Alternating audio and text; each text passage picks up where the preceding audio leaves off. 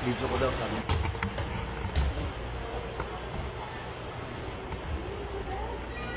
In Jesus' name. Satan, take off your hands over God's finances, being deleted.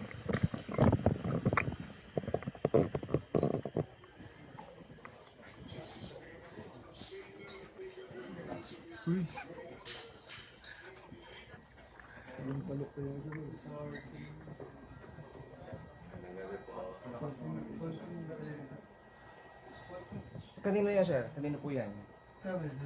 Sa inyo? Ito? Kayo, ikaw mismo nagdala? Ikaw? Opo. Ikaw, sir. Bakit ka nagdadala ng ganyan?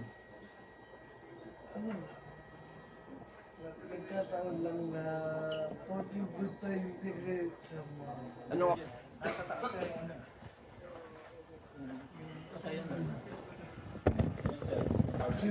Sir, pasok na sa loob. Diyan sir, sa pagkanan.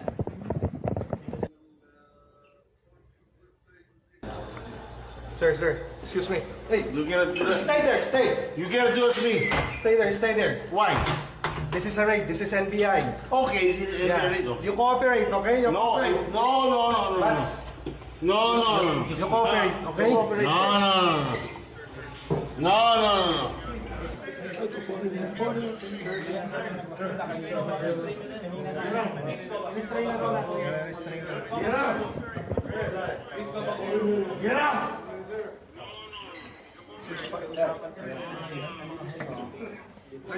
Usasan nyo. Okay. Sir.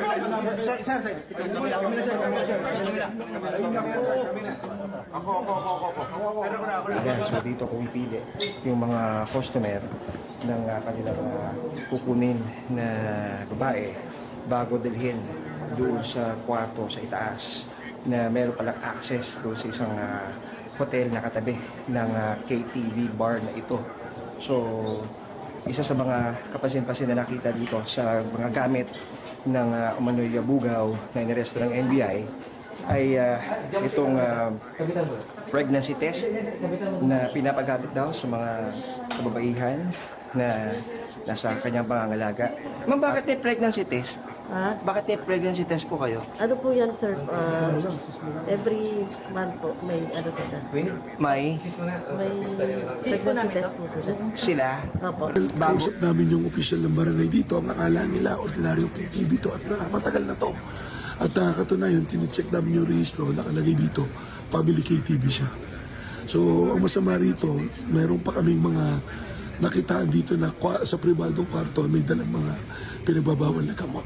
Kasama namin ng CSWD rito para i-rescue sila. No? So, tingnan namin kasi baka maaaring may mga minoridad din dito. So, ipoprocess natin at tutulungan natin sila to recover from the trauma na maaaring pinagdaanan nila dito sa lugar na ito.